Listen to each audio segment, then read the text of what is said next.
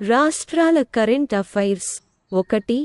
ఆదివాసీ వీరులు సిద్ధూ, కన్హూ, చంద్, భైరవ్ మొదలైన వారి నేతృత్వంలోని 1855 స్వాతంత్ర్య ఉద్యమానికి గుర్తుగా ప్రతి సంవత్సరం జూన్ 30న హల్ క్రాంతి దివస్ జరుపుకుంటారు.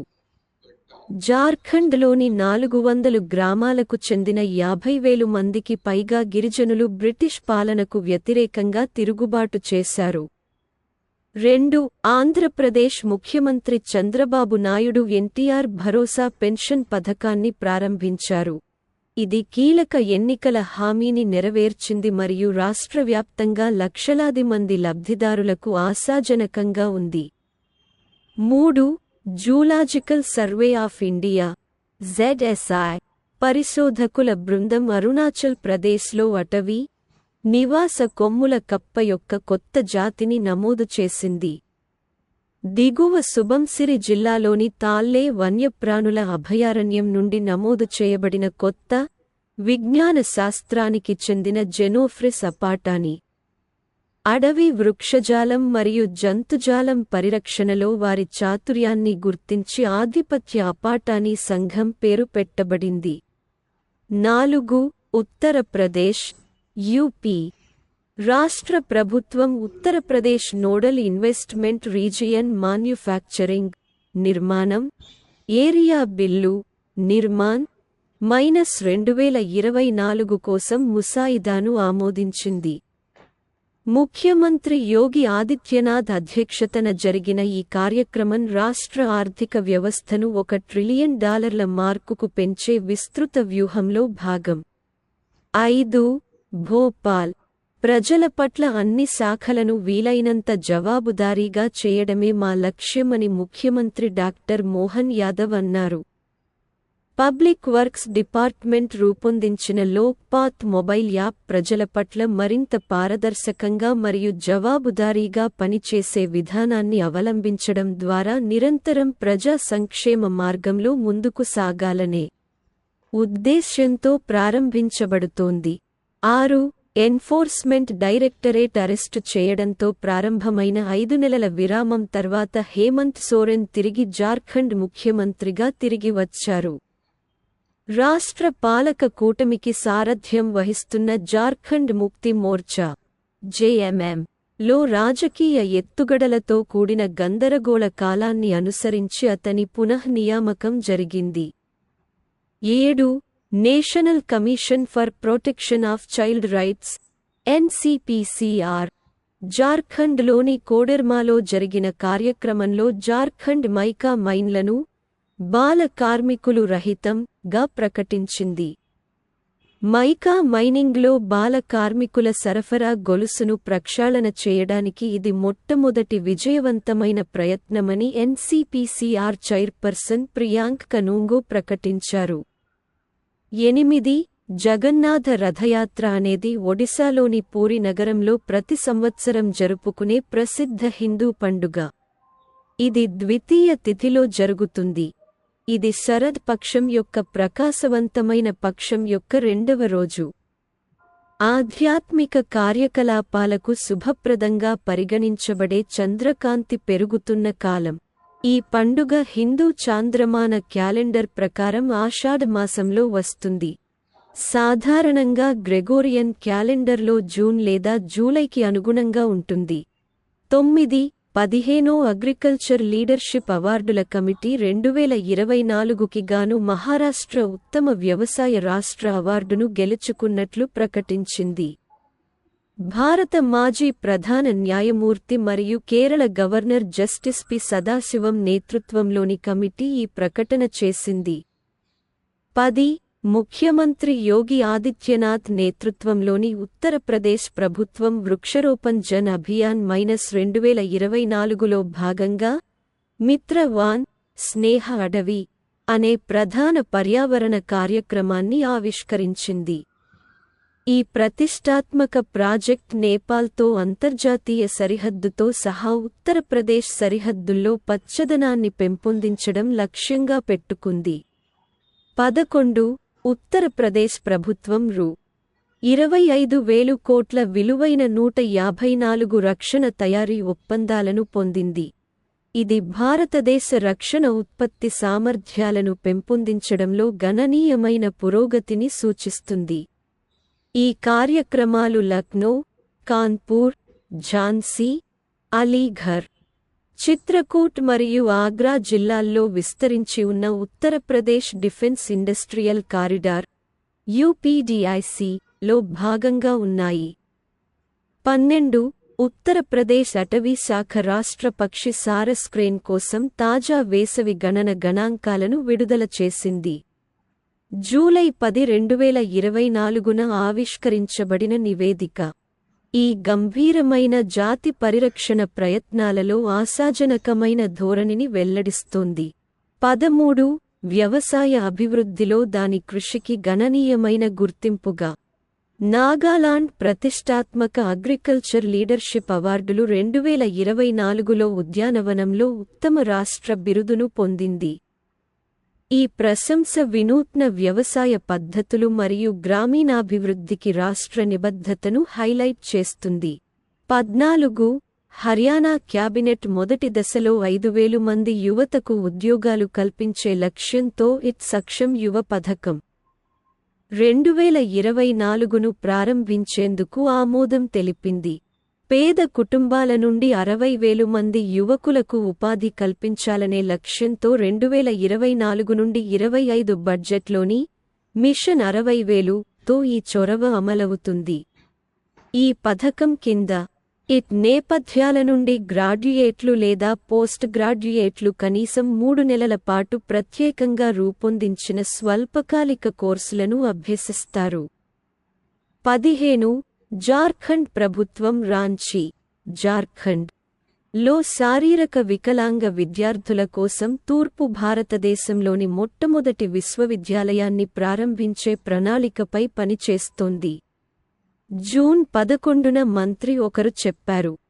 ప్రతిపాదిత విశ్వవిద్యాలయం వికలాంగ విద్యార్థుల అవసరాలకు అనుగుణంగా విద్యను అందిస్తుంది.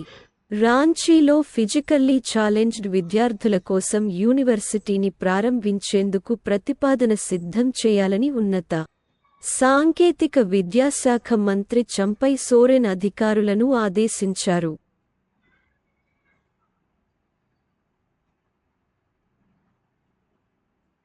16 ఉత్తరప్రదేశ్ ముఖ్యమంత్రి యోగి ఆదిత్యనాథ్ జూన్ 12న లక్నోలో 40 టన్నుల మామిడి పండ్లను జపాన్ మరియు మలేషియాలకు ఎగుమతి చేయనున్నట్లు ప్రకటించారు. మరియు దాని 160 సంవత్సరాల చరిత్రలో మొదటిసారిగా లక్నో యొక్క ప్రసిద్ధ దసరి యునైటెడ్ స్టేట్స్కు ఎగుమతి చేయబడుతుంది. అవధ్ శిల్ప్ గ్రామ్లో ఉత్తరప్రదేశ్ మామిడి పండగ 2024ను ఆయన ప్రారంభించారు.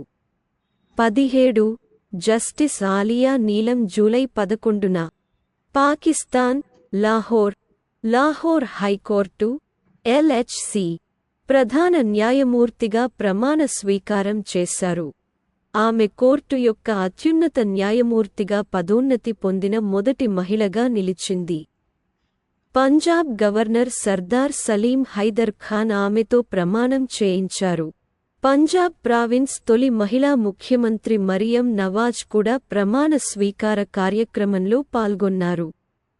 18 త్రిపుర ముఖ్యమంత్రి మాణిక్ సాహా ఖార్చి పూజ మరియు దాని 14 దేవతల చారిత్రక నేపథ్యం గురించి యువతరానికి అవగాహన కల్పించడం యొక్క ప్రాముఖ్యతను నొక్కి చెప్పారు. జూన్ 14న పాత అగర్తల ఖేర్పూర్లోని చతుర్దశ్ దేవతా ఆలయంలో సాంప్రదాయ పండుగ ప్రారంభం. 19 ఒక కుటుంబం 1 మీటరుకు సబ్సిడీని పరిమితం చేయడం మరియు రేషన్ కార్డులతో విద్యుత్ కనెక్షన్లను ఇంటర్లింక్ చేయడం ద్వారా గృహ వినియోగదారులకు జీరో విద్యుత్ బిల్లుల నిబంధనలను హేతుబద్ధీకరించడానికి హిమాచల్ ప్రదేశ్ క్యాబినెట్ జూలై 12న ఆమోదం తెలిపింది. 20 ఉత్తరాఖండ్ అటవీ శాఖ పరిశోధన విభాగం జూలై 15న డెహ్రాడూన్లోని జాలీ గ్రాంట్ అనే నేచర్ ఎడ్యుకేషన్ సెంటర్లో ఉత్తరాఖండ్ మొదటి పక్షుల గ్యాలరీని ఏర్పాటు చేసింది. ఈ గ్యాలరీ ఉత్తరాఖండ్ పక్షుల యొక్క అధిక రిజల్యూషన్ చిత్రాలను ప్రదర్శిస్తుంది. సందర్శకులకు రాష్ట్రంలోని రెక్కలుగల నివాసులను ఆకర్షించే ప్రదర్శనను అందిస్తుంది. 21 డిజిటల్ హెల్త్ కేర్ ఇన్ఫ్రాస్ట్రక్చర్ను పెంపొందించే దిశగా గణనీయమైన పురోగతిలో ఉత్తరాఖండ్ ప్రభుత్వం తన ఈస్వాస్థ్య ధమ్ పోర్టల్ను Ayushman Bharat digital machine (ABDM) తో విజయవంతంగా ఏకీకృతం చేసింది. గౌరవనీయమైన చార్ ధామ్ యాత్రను చేపట్టే యాత్రికుల ఆరోగ్య పర్యవేక్షణ మరియు నిర్వహణను మెరుగుపరచడంలో ఈ ఏకీకరణ కీలకమైన దశను సూచిస్తుంది. అదే సమయంలో భారతదేశం యొక్క విస్తృత డిజిటల్ ఆరోగ్య కార్యక్రమాలకు అనుగుణంగా ఉంటుంది. 22 జూలై 16 ఉత్తరాఖండ్ అంతటా జరుపుకునే శక్తివంతమైన హరేలా పండుగతో పాటు సావన్ అధికారిక ప్రారంభాన్ని సూచిస్తుంది. ఈ సాంప్రదాయ పండుగ ప్రాంతం యొక్క వ్యవసాయం మరియు సంస్కృతికి లోతైన ప్రాముఖ్యతను కలిగి ఉంది. ఇది శ్రేయస్సు మరియు మొత్తం శ్రేయస్సును సూచిస్తుంది. 23 జూలై 14న ఇండోర్ 11 లక్షలకు పైగా మొక్కలు నాటడం ద్వారా 24 గంటల్లో ఒక బృందం అత్యధికంగా నాటిన చెట్ల విభాగంలో కొత్త గిన్నిస్ వరల్డ్ రికార్డ్ను నెలకొల్పింది. ఇప్పటికే భారతదేశంలో అత్యంత పరిశుభ్రమైన నగరం మరియు మధ్యప్రదేశ్ ఆర్థిక రాజధాని అయిన ఇండోర్ ఇప్పుడు ఒకే రోజులో 11 లక్షలకు పైగా మొక్కలు నాటిన ప్రపంచ రికార్డును సాధించిందని ముఖ్యమంత్రి మోహన్ యాదవ్ అన్నారు. ఈ కార్యక్రమాన్ని రాష్ట్ర ప్రభుత్వం నిర్వహించింది. 24 యువతలో నిరుద్యోగాన్ని పరిష్కరించే ప్రయత్నంలో మహారాష్ట్ర ప్రభుత్వం ముఖ్యమంత్రి యువ కార్య శిక్షణ యోజన, ముఖ్యమంత్రి యువజన పని శిక్షణ పథకం ని ఆవిష్కరించింది. ఇది విలువైన ఇంటర్న్షిప్ అవకాశాలను అందించడం, యువకులను అవసరమైన నైపుణ్యాలతో సన్నద్ధం చేయడం మరియు పోటీ జాబ్ మార్కెట్లో వారి ఉపాధిని పెంచడం లక్ష్యంగా పెట్టుకుంది.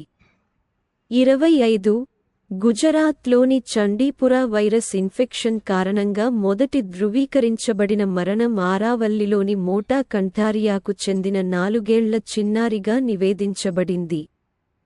పూణేలోని నేషనల్ ఇన్స్టిట్యూట్ ఆఫ్ వైరాలజీ నుంచి ఈ నిర్ధారణ వచ్చింది. మొదట్లో ఉత్తర గుజరాత్లో నివేదించబడిన ఈ వైరస్ కొత్త ప్రాంతాలకు వ్యాపించింది. 2 వారాల్లో 14 మరణాలు మరియు 26 అనుమానిత కేసులు దర్యాప్తులో ఉన్నందున సంభావ్య వ్యాప్తి గురించి ఆందోళనలను పెంచింది. 26 హైదరాబాద్ యొక్క national geophysical research institute (NGRI) శాస్త్రవేత్తలు 1 బిలియన్ సంవత్సరాల క్రితం భారతదేశం మరియు తూర్పు అంటార్కిటికా మధ్య ఒక చారిత్రాత్మక ఘర్షణను వెల్లడించారు. ఆంధ్రప్రదేశ్లోని దార్సి మరియు అద్దంకి ప్రాంతాలలో దాచిన శిఖరంతో సహా వారి పరిశోధనలు గణనీయమైన భౌగోళిక మార్పులను సూచిస్తున్నాయి. భూకంప డేటా రీప్రాసెసింగ్ ప్రోటెరోజోయిక్ అవక్షేప పొరలను వెలికి తీసింది. భారతదేశ తూర్పు తీర పరిణామంపై కొత్త వెలుగునిస్తుంది.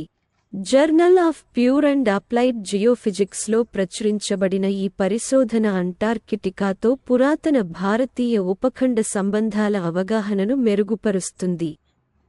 27 పట్టణ వీధి వ్యాపారులకు 50,000 రూపాయలు వరకు కొలేటరల్ ఫ్రీ లోన్లతో మద్దతిచ్చే ప్రధాన మంత్రి స్వానిధి పథకం కింద మధ్యప్రదేశ్ అత్యుత్తమ పనితీరు కనబరుస్తున్న రాష్ట్రంగా గుర్తించబడింది. Best performing states innovation and best practices award విభాగంలో అస్సాం 2వ స్థానాన్ని సంపాదించడంతో కేంద్ర గృహనిర్మాణ మరియు పట్టణ వ్యవహారాల మంత్రిత్వ శాఖ ఈ పురస్కారాన్ని ప్రకటించింది. 28 తెలంగాణ ముఖ్యమంత్రి రేవంత్ రెడ్డి తెలంగాణకు చెందిన సివిల్ సర్వీసెస్ అభ్యర్థులకు ఆర్థిక సహాయం అందించడానికి ఒక ప్రత్యేక కార్యక్రమాన్ని ప్రారంభించారు. దీని కింద మెయిన్స్ పరీక్షలకు అర్హత సాధించిన అభ్యర్థులకు ప్రిపరేషన్ కోసం 1 లక్ష రూపాయలు అందించబడుతుంది. 29 మేఘాలయ రాష్ట్ర యాజమాన్యంలోని హలో మేఘాలయ ప్రాథమికంగా పరిమిత పరిధి లేదా చిన్న మార్కెట్తో ప్రాంతీయ భాషల కోసం ఓటీటీ ప్లాట్ఫారంను జూలై 11న ప్రారంభించింది.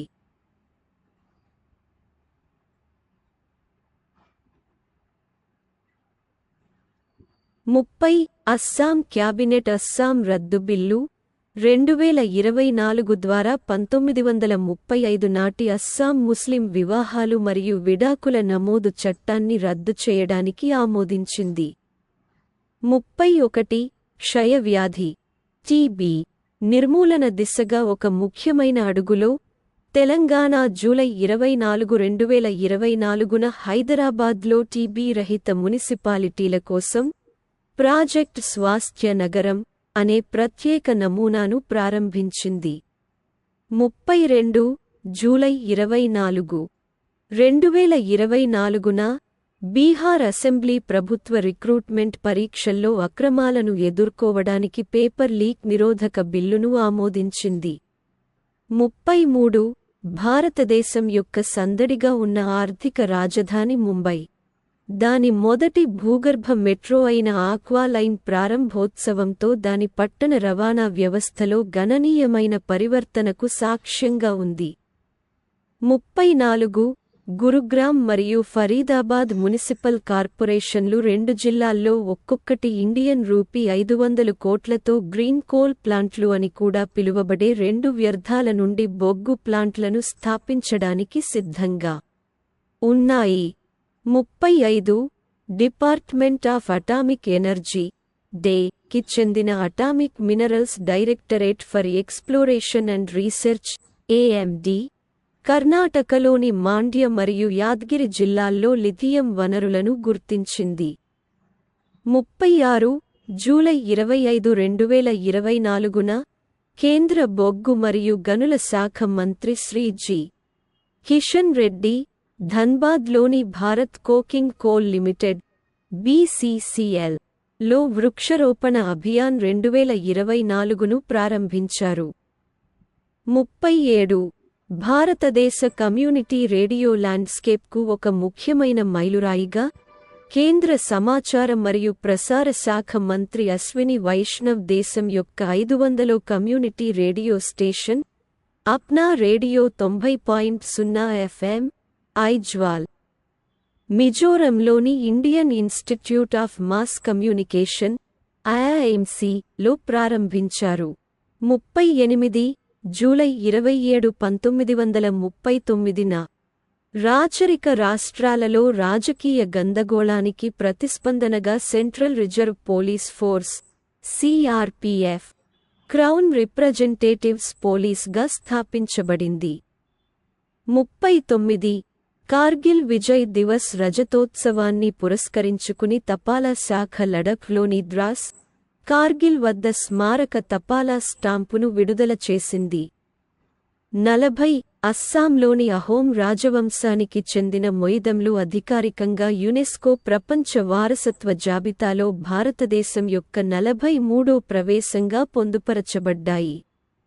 41 కేంద్ర మాజీ మంత్రి ఎస్. జైపాల్ రెడ్డి వర్ధంతి సందర్భంగా కల్వకుర్తిలో జరిగిన బహిరంగ సభకు ముఖ్యమంత్రి రేవంత్ రెడ్డి హాజరయ్యారు.